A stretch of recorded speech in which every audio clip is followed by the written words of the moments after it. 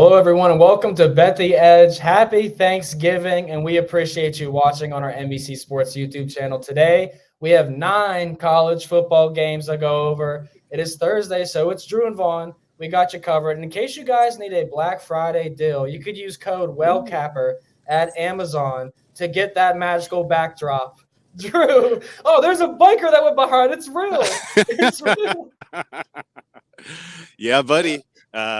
Happy Thanksgiving to everyone. I'll be heading out, just getting ready to get on a boat, heading over to Catalina down here in the Long Beach Marina. And if you can't really tell from the video, I mean, it's severe clear. Like the temperature's in the 70s right now. I could not be in a better mood. Happy to talk some college football with you. So let's get right into a healthy serving of handicapping. Every time I hear Catalina, you know what I'm thinking, along with 99% of America. The freaking Catalina wine mixer, baby. Yeah, so enjoy yourself. No matter what you do, I know you enjoy yourself. And you're a little wine connoisseur. I remember those little pictures. Oh, yeah, buddy. All those winnings. So, yeah, enjoy yourself, man. And everyone, you will enjoy yourself this Thanksgiving and Black Friday. And we got a lot going on. We got Friday games. We got Saturday games, all in college football. Let's get off with some Big 12 talk. We'll start TCU at number 13, Oklahoma. The Sooners are laying around 10.5 to 11 points, depending on the book you're shopping at. And Drew, there may be some talk of what's going on with Dylan Gabriel right now. Yeah, haven't gotten this confirmed to the degree that I think it is an absolute must-play fire. But it does sound like Gabriel will not be going for Oklahoma in this one. So if you can get the points on TCU, I would take them. If you can lock in an under, I think that's probably a decent look. And I know that TCU and under is probably who's this? Where'd you get this guy? What was he talking about? But you know, the drop off from Gabriel to the backup is noticeable, and Oklahoma, I think, still probably finds a way to win. But 10.5 is too big of a number in his absence. So I'm gonna trust my guys with boots on the ground that he's not right and that he's likely not going to go. And we're gonna fire some Horned Frogs. Yeah, on paper, it certainly looks like a great spot to, back Oklahoma. Last chance for them, all that type of stuff with desperation. But if Gabriel isn't a go, then, yeah, TCU's also played better football the last 3 weeks than they have the entire rest of the season. They lost by 7 at Texas Tech, lost by 3 at home against Texas, and then just beat Baylor by 25 at home. So, is this moneyline sprinkle situation? I mean, yeah, at this spot, if Gabriel's out, Oklahoma's shot is pretty much dead in the water behind you, Drew. All right, so I would probably say this is a good spot for TCU to grab the points, especially if Gabriel's out. But moneyline sprinkles are going to be very popular this weekend because a lot of teams are playing for bowl eligibility, and a lot of teams are playing for college football hopes, so college football playoff hopes.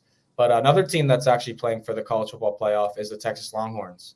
They are number 7. Laying 12.5 against Texas Tech, who we just mentioned.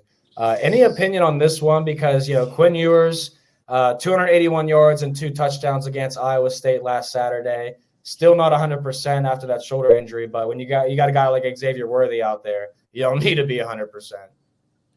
Yeah, I made this one 13, so I'm pretty much right on. I don't think realistically I'm not dying to get involved at this number, but I could see it tick up. Texas they still need an awful lot to go right to get them in. I think they're probably on the outside looking in when it's all said and done. I kind of don't really want to see Texas in, if we're being honest. I don't think they're at the caliber, or I don't think they measure up to some of the other kind of elite programs who we're considering right now for the playoff. But all that said, a big win. Sark doing something magical and really showing out in this particular spot is not crazy. I mean, Texas Tech they're better than people thought heading into this season, but I would say that they're a pretty clear class below Texas. So hard for me to say exactly how they stay competitive if Texas is looking for style points. Does that sound fair to you? Yeah, I mean, I'm not gonna lie. Like, I still don't think Texas Tech is that great of a team. Like, they beat TCU, who we know is not nearly as significantly as we were, like, not significantly as good as we thought they were going to be. We didn't think they were going to be top 25, but they might not even be top 50. Then they beat Kansas in a spot where all the sharps were on Texas Tech in that game, and I kind of felt like Kansas was due for a letdown after their big wins. Then they went out and beat UCF by 1 point. UCF is a first-year Big 12 team that's been struggling all season. So Honestly, I do like Texas in the spot with you, Drew. I hate to agree on 2 plays, but what I'll say is Texas Tech, they were 3-5 to start at the beginning of this month. And now they're bowl eligible. So when bowl season comes around, you know who I'll be fading, the Texas Tech Red Raiders. No doubt about that one. They're very overrated. But the college football playoff is heating up. Texas won't be in it, Drew. We'll agree on that. Florida State dropped back. They're number 5 now with the injury. We'll cover that game later. We got Washington at number 4. Oregon, though, is 6. I felt like Oregon should have jumped Florida State. They're hosting Oregon State this week. 13.5-point favorite. Very strong line for the Ducks. And I don't think there's a letdown opportunity here. I think Oregon rolls. Oregon State missed their chance. Oregon State missed their chance last week. Beavers were not sure. They killed me. I was all in on the Beavers last weekend. That was and at times I felt like, what was I thinking? Washington State is, we comped them to TCU a little bit, like they were running good and they're just finding ways to win games that they shouldn't play, but kind of doing a little bit of a deeper dive into their numbers this year, and particularly some of the games, like, no, they're good. They're legit. Like, and the win at Corvallis was their most impressive, in my opinion, of this season. And if you're building into the close the way that Washington is, then it is worth kind of recognizing that. But who's building into the close even stronger is Oregon. My goodness gracious, this team is clicking on all cylinders. They are well coached. They're well prepared. Bo Nix is, in my opinion, at least likely to sew up a Heisman in this particular matchup. It's in Eugene. Corvallis is a much stronger home field advantage for Oregon State than I think people recognize. So, I'm not going to lay it with Oregon here, but I absolutely have given up on the Beavers. Yeah, it might not be a bad look to go first half Oregon here, -6.5 or 7. I think that they could get out to an early. That's the way I looked at this game if I want to bet this game. Oregon has been getting out to good starts. I mean, they've really turned up in their last 5 games, in my opinion, and looking like a playoff football team. And what you said was all made total sense about Oregon State not being the road team, Drew. And we saw how hard it was to play in Corvallis last week for Washington in that second half. Huskies were shut out. Oregon State had opportunities to score a touchdown to win that game. So close. Couldn't sneak it out, and it was raining, pouring. I mean, it was all set for Oregon State to win that. And now I have to see my cousin who took that bet and hates me. I had to see him at Thanksgiving. So, yeah, you can just tell. You can tell it was the right side. Right side I did tell him that, happens, and he said no, it wasn't. He happens every year. Even during the game when Penn scored right before the half, I texted him and said, "We still got this in the bag. Live bet the 8.5. We're good." And he said, "I told you we can't trust DJ." And I'm like, "Oh, here we go." Oh boy. They couldn't trust Nix. Couldn't trust Nix at Auburn, Drew. They couldn't trust Penix at Indiana. But yeah, keep that in mind. So don't get too strong of opinions on some of these players when they might transfer and beat up Heisman in a few years. But it is Thanksgiving. Black Friday is tomorrow, Drew. And we got one heck of a deal going on over at NBC. So if you're a big fantasy sports fan, add this to your list, the Roto World Draft Guide Bundle. Take advantage of our biggest deal by getting 2024 guides for baseball, football, and basketball, all for one low price. Use promo code Barry at checkout. Receive 25% off and a $10 Fanatics e-gift card. Buy today at NBCSports.com/holiday bundle. Oh, man, for Black Friday, I think I'm going to buy a new outfit, Drew, because I'm going to Michigan, Ohio State. Yeah, I'm not going to be on the sideline. I'll be in the press box, but should still be a great time. Before we talk about that game, let's talk about – well, actually, I don't even need you to talk. I want you to just listen because I know you're not going to bet this game. But Iowa and Nebraska, this is the last time, I promise. Well, not the last time. Bowl season will probably be another low Bowl under. Season's right around the corner, yeah. Iowa's over-under is 26.5 against Nebraska at Nebraska. I'm going under. I mean, this is getting outrageous, but they're not even sweats. Most of these have been very easy wins for the most part. And the fact that Nebraska is favored at home here just means that Iowa's definitely not scoring 10-plus points on the road. And this is such a letdown spot since they secured the bag with a Big Ten championship berth, winner of OSU versus Michigan. So letdown spot. You think Nebraska can win, Drew? Or No, you just no, and pass it? actually the real sharp my if you want my sincere opinion, Yeah, come on. I let's tease Iowa. Let's tease them. That's Oh this yeah. is like this is the absolute money spot. Like this total, like you know how much value there is in a teasing Iowa. Like usually we say don't tease college football because the totals are in the 50s, 60s, and you know there are other extenuating factors that make it a minus EV bet. This is about as plus EV a teaser leg as I've ever seen. And guess what? There's plenty of long teaser legs in the NFL to pair this with this week. So yeah, a lot of opportunity I think to capture some value that way. And funny because this time of year we're usually talking about a total in the 20s with Army Navy, but this is a week early, 2 weeks early. We're getting Yeah. we're Army Navy a week early. We're getting this. We're firing that one under on the open. Is that right? I mean, Okay. yeah. Okay.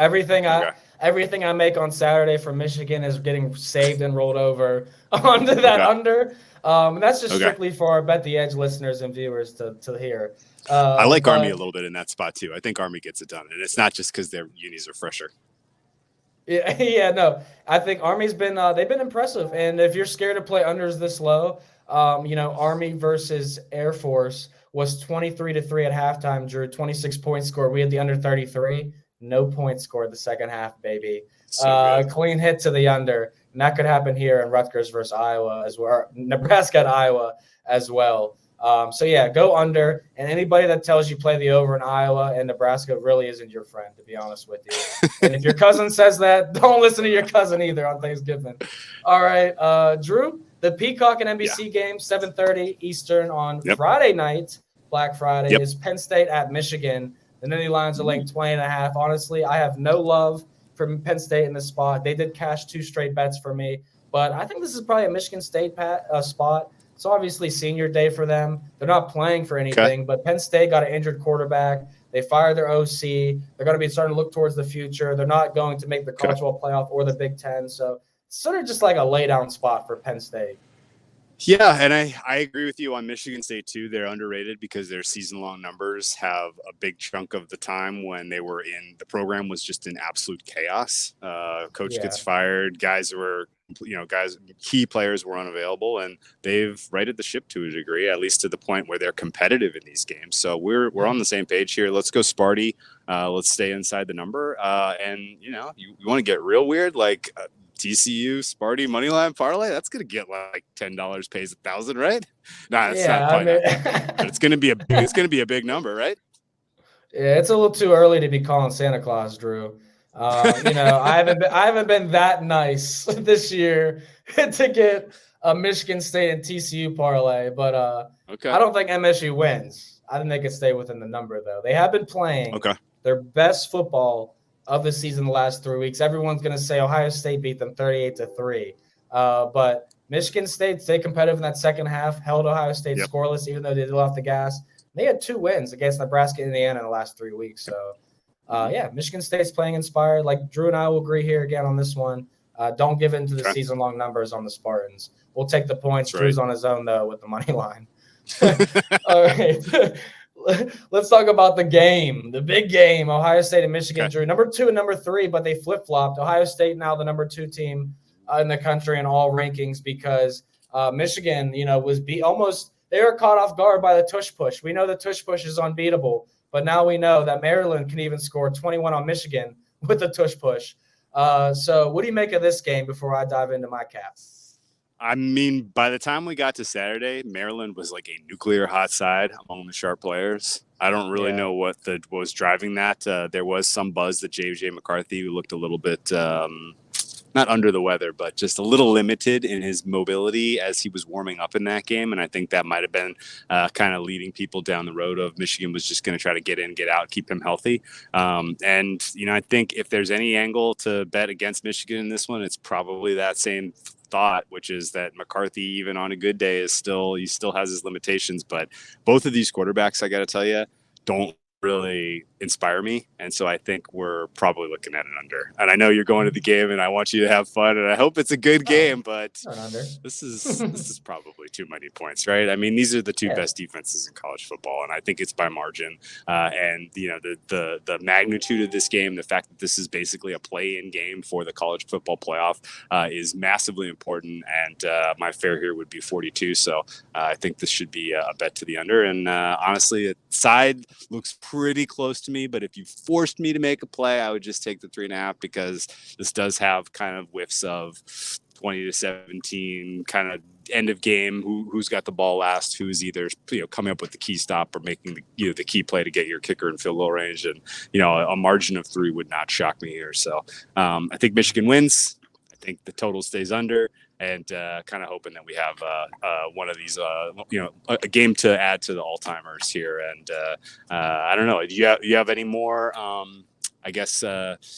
any more bullishness on Michigan getting this done cleanly? I know you've been, kind of firing on them all season. I mean, yeah, I'm definitely not going to stop by any means. I want to get Michigan -3. I would love to get the 3 here. I think it's a key number. But actually, when I made my score prediction for this game with my brothers the other day, and I said 23-19, which is 42 points exactly on your number that you just said, Drew, and the total set at 46. So I do think there's value to the under still. A game that is comparable to this one was Penn State, Ohio State. That total opened at 52.5, and all the Sharps beat that down to 47 within the next day, and that closed around 45.5. And I think we have even better defenses here. So, yeah, I'm with you. I think the under is very important. I don't have much faith in either quarterback either. You look at Corum and Roman Wilson for Michigan. That is the touchdown guys. Those are the guys you look at in the red zone outside of Donovan Edwards. But I think Ohio State struggles to score. I don't think they run at all. So that's kind of an angle I'm looking at too. Ohio State team total under 20.5 points. You think the running game gets stunted because of the amazing run defense for the Wolverines, or is there something else you're seeing? You could pick 6 or 7 different guys on Michigan, and they all combine for 20 sacks. Like, they are deep. The deepest unit in the entire country of one position is probably Michigan defensive line. So I love the matchup for them against anybody, to be honest. But I mean, I'm a little nervous of your boy Marvin Harrison. I give up, man. Yeah, I'm waving the white flag on that. He's the most dynamic player in this game. So I think that's got to be the focal point of this team in general. And I'll say this to my closing point on this game: don't say Michigan isn't as good or their defense isn't as good because Maryland put up points on them. Michigan was up 23-3 before Maryland got a penalty to get in the red zone and get that tush push. And then they did another tush push. Okay, so Drew, don't let anybody tell you Michigan's defense isn't as good as advertised. They really are. We're going to be on the Wolverines here. -3, under 46, team total under for Ohio State, 20.5. I think all 3 are phenomenal angles. So we do have a few more games on the menu. Before that, I want to give out a reminder. I just got to add one thing. Yeah. Come on. Let's pray to the football gods that we end this in regulation. Is that too much to ask? That we end this game in regulation? I don't need overtime in my life. I don't need overtime in my life in this one. Not with an under. No thanks. Yeah, I mean, I'll be there, so I wouldn't mind an overtime, but honestly, I would be in shambles. I would be a wreck if I had to watch overtime football with the ticket that I have on Michigan. So I really don't want that, Drew, because I'm really pulling for this team. And I feel like I'm a spiritual guy for all the listeners. So, I feel like Michigan, me picking them as my favorite team this year and riding it out, I feel like it's destined, my guy. They're winning the Big Ten. They're beating Ohio State. They're winning the championship. So give me all the Wolverines stock. And more of that on Friday morning because the college football show for Saturdays has been moved to Black Friday.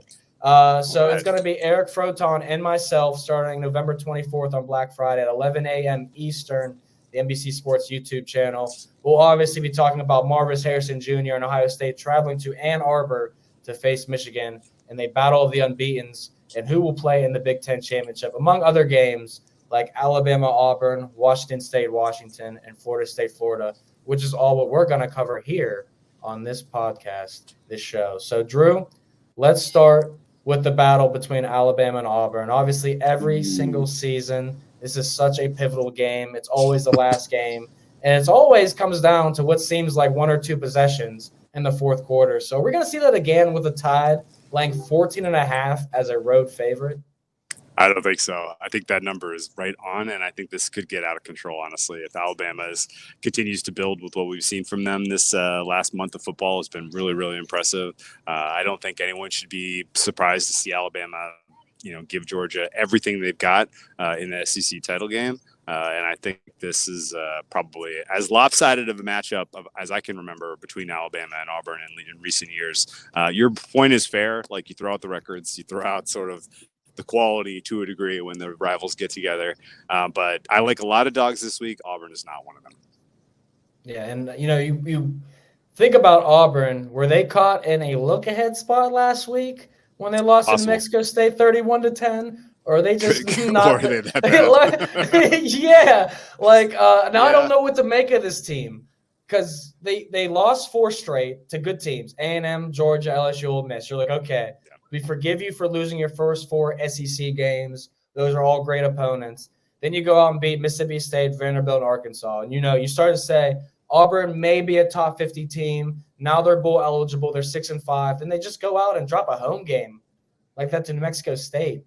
I have no faith in taking Auburn. If they do cover this spread, they lose by 14, Drew.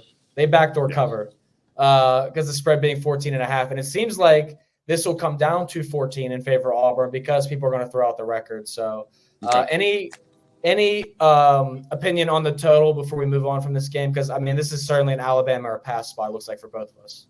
Yeah, and I think because of that, it's probably correlated with this going over because you're basically banking on Alabama's offense being able to get to 35, 40 points here. So, I think realistically, if you're going to cover this big of a number, your offense is the reason why, and this is probably going over. So, you got a little bit of correlated favorite over here. Yeah, no, I agree with that too. It looks like the line movement's going to go in that direction. Was at 49 some places, now at 48.5 and heading back up towards that. I think we could see 50.5, 51 by Saturday for that one. Another big Saturday game is Washington State of Washington. The Huskies need to win. And, they survived in Corvallis. We already talked about that. But now they're laying 16.5 points with a total of 68.5 against the Cougars of Washington State. Washington State was a team we were actually very high on in the first month of the season. I was excited to see how their season would pan out. And it hasn't. They're 5-6. 2-6 in conference play. They actually must win this game to be bowl eligible. So are we going to take the Cougars plus 16.5 with the last spot to fade Washington before the Pac-12 championship? I think so. And this is after saying nice things about the Huskies on this podcast. I think it is the Cougars or pass. 16.5 is a huge number. There's no style points really that matter at this point for Washington. They just need to get the win, and they need to kind of keep their guys healthy for next week. Like, if you have schematic wrinkles, if you've got surprises, if you've got tendency breakers, put them in your pocket this week, guys. Like, save them for next week. You're going to need them. You stew that all up, and including the fact that this is a rivalry game, including the fact that there's as much motivation as you could possibly stockpile for Washington State to come out and perform. I think they can stay inside the number, and 3 scores is a lot in a rivalry game. This is the third dog now. I get common theme: TCU, Michigan State, Washington State. I got one more state dog coming up, but this is kind of a common theme this week. I love it. The Huskies, again, we keep talking about it, but 6 straight games now of 10 or fewer points have been decided by. So certainly 16.5, 17. These are enticing numbers on a team that must win to be bowl eligible in a rivalry game with a total of 68.5, and we know there's going to be a lot of points. And speaking of the Heisman contender, which you spoke on earlier, Michael Penix, if he's going to, make a run at this, he has to have one heck of a game, and they got to put up points on offense. So I do like the over 68.5, and that's an angle that I probably wouldn't be too scared of playing in that game. And there's supposed to be some pretty decent weather too, which should help out. For a game down south, Drew, let's talk about Florida State and Florida, because we mentioned earlier Florida State now dealing with a devastating injury to Jordan Travis, their quarterback. He's out for the season. So now it just looks like Florida State's hopes are over. Everyone says we're out on them. 6.5 point favorites at the Swamp. Are we taking the Gators? No. No. I'm out on Florida State No. long term, but I can't get involved with Florida, man. Oh, Why yuck. not? There are huge issues with this team and some of the talent on this team. I'll be honest, man. Like, at times, Florida was a fun back this season. I'm not even close to this one. I'm having trouble coming up with a fair price, obviously, because all of our data on Florida State includes the guy who's the most important player on the field not playing. And been a weird year for the hip drop tackle. But all that said, I think this should, again, just based strictly on the the pedigree from recruiting, should probably be over a touchdown. What's the case for Florida? Are you going Gators? I mean, it's another situation we kind of just spoke on in a few games today, actually. But Gators 5-6. They need a win. They are desperate. Okay. If you didn't see them last week, okay. I mean, the desperation was there against Missouri. Yes, sure. 33-31 loss. I mean, they pulled out every trick they had, and I think, this game, you have to do the exact same thing. I don't love the quarterback situation for either team. Graham Mertz obviously looked a little better, but they got Max Brown now because he had to enter in a reliever Mertz who was hurt. So it's man. I think I take the Gators here on the money line sprinkle. It's not bad betting on a desperate team, Drew, especially a desperate team that's played some really good opponents. Georgia, Arkansas, LSU, Missouri last 4 weeks, all losses. That's true. Tough, though, when you kind of have your kitchen sink game and it doesn't come through. I don't know. I don't know how you get back up one more time. And the quarterback situation is really kind of what spooks me the most. I have heard Mertz is probably not going, and I have no idea how to rate his replacement. Yeah, I was going to say too, because I said Max Brown came in for him when 10 of 12, 106 yards. But obviously, that was in a game where you're just coming back and the team knows you have to score more than one possession down. So they're going to let you score more often than not. Take a page out of the Baltimore Ravens playbook on defense. Drew, I'm not going to let you live that one down, baby. Let's go, Ravens flock. Yeah. Hey, man, don't fade me on Thursday Night Football. That's all I'm saying. You had a good one. Good read there. Yeah, and I'll say this last thing about the Florida game and Florida State in general. I thought about going Skip Bayless and Richard Sherman on you and saying, you didn't play, Drew. You can't talk about the hit tackle. But we're not going to go there today.